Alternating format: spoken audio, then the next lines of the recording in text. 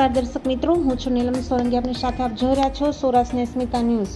એક નજર કરીએ આજના મુખ્ય સમાચાર પર। દેવભૂમિ દ્વારકા જિલ્લાને દુષ્કાળગ્રસ્ત જાહેર કરવાની ખેડૂતોની માંગ, સૌની યોજના સામે પણ ઉઠ્યો સવાલ। માંડ ઉગ્યો એવો વરસાદ થયો, આશા હતી કે હવે પોણી સિઝન વરસાદથી ભરાઈ જશે, પરંતુ વરસાદ ન વરસતા ખીલેલા પાકો પણ મુરઝાઈ ગયા અને દુષ્કાળના ઓળા દેખાઈ રહ્યા છે।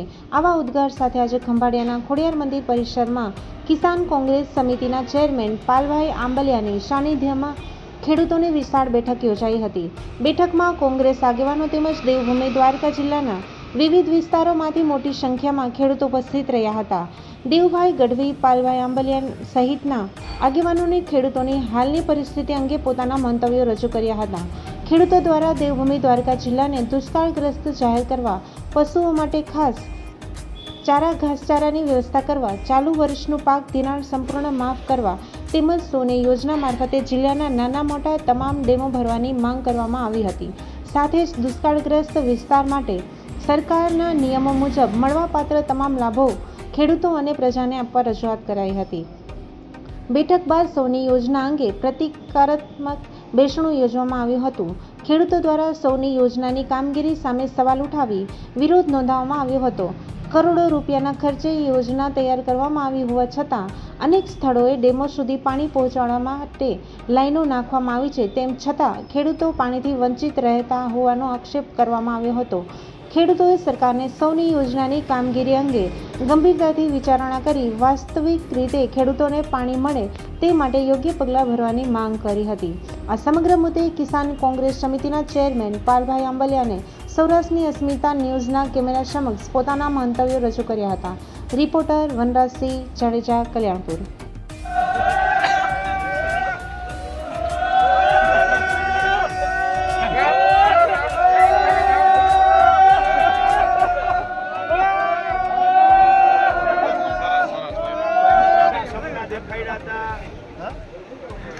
જરૂર પડી, દુષ્કાળ પડ્યો, ત્યાં જોલી ચકલી ખોલે ને ત્યાં પાણી પાછું બંધ થઈ જાય। આ મને તો એવું લાગે આ જૈનવીન ત્યારે પોલિયો સાથે જૈનવી હોય એવું જ લાગે છે। દ્વારકા જિલ્લાની અંદર માત્ર 6% જ વરસાદ નોંધાયો છે, ત્યારે રાજ્ય સરકારની પોતાની મુખ્યમંત્રી કિસાન સહાય યોજના મુજબની જે ગાઈડલાઈન છે એ મુજબ સતત 28 દિવસ એટલે 4 અઠવાડિયા વરસાદ ન થાય તો એને દુષ્કાળગ્રસ્ત કાઉન્ટ કરવામાં આવે છે। તો એ મુજબ દ્વારકા જિલ્લાને દુષ્કાળગ્રસ્ત જાહેર કરવામાં આવે।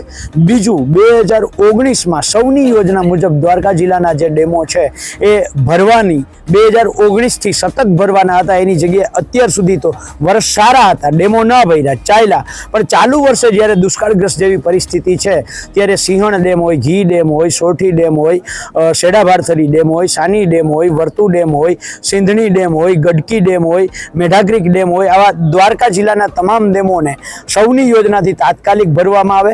અત્યારે સરકાર માત્ર નાટક પૂરતા એ ઘી ડેમની અંદર પાણી 1 કલાક માટે છોડે છે ને 3 કલાક માટે બંધ કરી દે છે। ત્યારે આ પરિસ્થિતિની અંદર દ્વારકા જિલ્લાની અલગ અલગ નગરપાલિકાઓ અને દ્વારકા જિલ્લાના 239 ગામોમાં 15 દિવસે, 20 દિવસે, 30 દિવસે પાણી જ્યારે આવે છે ત્યારે તાત્કાલિક પીવાનું પાણી અને સિંચાઈનું પાણી આપવામાં આવે એવી માંગ સાથે અમે આજે એક આયોજનની બેઠક રાખી હતી અને 2019થી અત્યાર સુધીમાં અમને સૌનીનું પાણી મળ્યું જ નથી, એટલે અમે એવું માની લીધું કે સૌની યોજના અમારા માટે મરી પરવાયેલી છે, એટલે સૌની યોજનાનું એક બેસણું રાખી અને પ્રતિકાત્મક વિરોધ પણ નોંધાયો હતો।